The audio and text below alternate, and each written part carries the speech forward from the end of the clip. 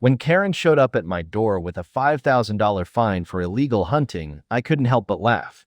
She thought she had me cornered, but she had no idea that little slip of paper was about to unravel her entire empire. The HOA believed they ruled over every inch of this neighborhood. What they didn't count on was property law and me digging deep enough to uncover a secret that could blow their whole operation wide open. If you've ever dreamed of watching an HOA choke on their own arrogance, this story is for you. But first, where are you tuning in from? Drop it in the comments. I want to see just how far our community of HOA survivors stretches. I never set out to be the villain of Green Valley Estates. 2 years ago, all I wanted was peace and quiet. After 8 years serving in the military and another 5 crammed into suffocating tech offices in Seattle, I longed for space, room to breathe, room to live. My name's Mason Holloway. I'm 38, a software engineer for a cybersecurity firm and blessed with a job that lets me work from home. Good pay, flexible hours, and, I thought, the perfect escape into the Washington woods. Sure, the HOA fees were steep, $450 every quarter, but the realtor swore up and down it was worth it. Pristine trails, award-winning landscaping, top-notch community spaces, she promised. What she left out was the fact that all of this was under the iron grip of Evelyn Richardson, the most controlling HOA president I've ever met in my life. I met Evelyn during my second week. She rang my doorbell carrying a welcome basket. Only problem? The basket contained more HOA bylaws than actual gifts. We're thrilled to have new energy in Green Valley, she told me, wearing that tight smile that never touched her eyes. She was polished, precise, and utterly terrifying in her suburban queen bee way. At 38, Evelyn was already a senior manager at a law firm, and she'd run the HOA unchallenged for half a decade. Elections? Oh, they happened, but no one dared run against her. At first, I stayed out of her way, paid my dues, mowed my lawn to code, avoided meetings.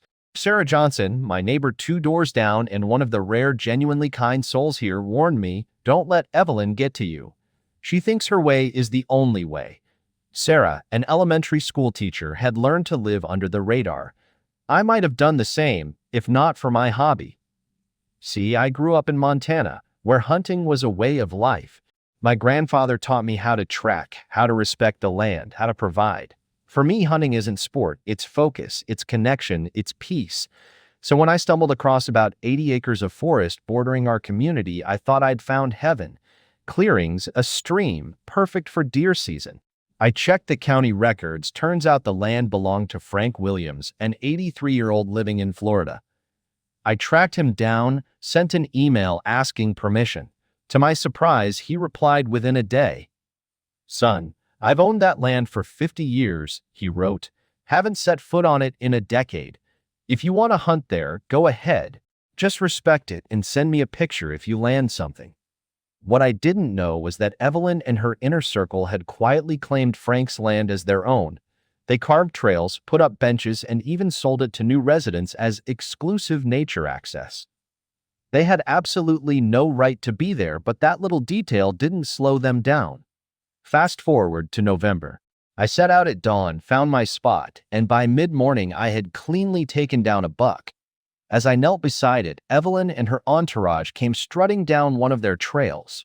The look on her face when she saw me, priceless. She screamed, snapped photos, ranted about community standards and protected nature preserves. I tried to explain, but she shut me down instantly. 3 days later, a violation notice appeared on my door, $5,000 for barbaric hunting practices. My first reaction? Disbelief. Second? Pure anger. HOAs can't fine you for activities outside their jurisdiction, especially not on private property with written permission from the owner.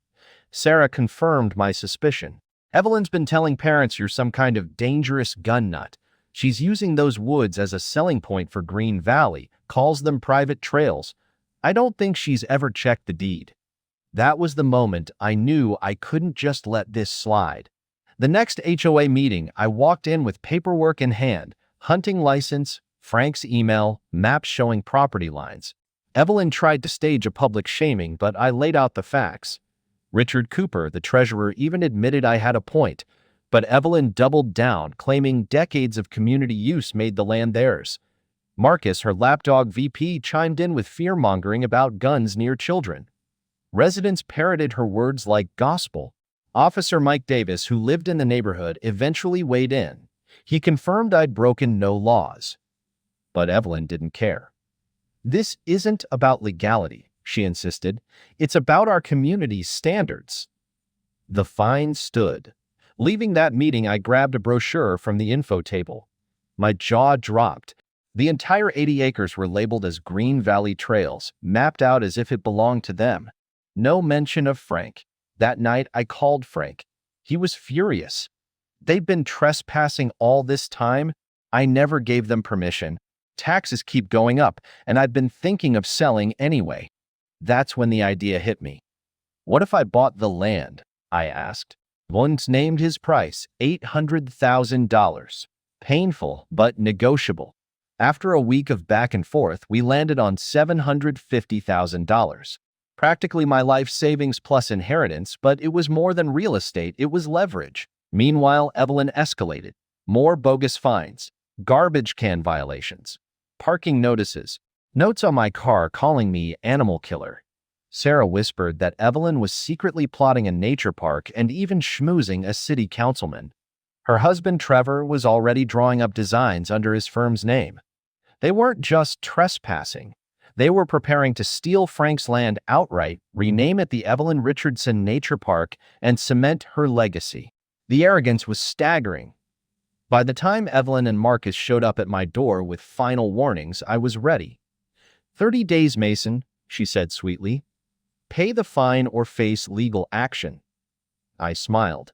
"You'll have my response soon." The very next morning, the deed to Frank's 80 acres was in my hands. Signed, sealed, mine. So when Evelyn and Marcus knocked at 9 a.m., all smug and certain of victory, I invited them in. She started her little speech about court filings and community standards. I slid a folder across the table. Inside, the deed, the survey, proof that I was now the legal owner of the land she'd built her empire on. As of yesterday, I told her calmly, "I own the property you've been trespassing on. Every bench, every trail, every bird feeder, every grand plan you've been bragging about, over." The color drained from her face. Marcus looked like he might faint. Evelyn's hands shook as she flipped through the papers. This can't be real. But it was. And for the first time since I moved into Green Valley, Evelyn Richardson had nothing to say.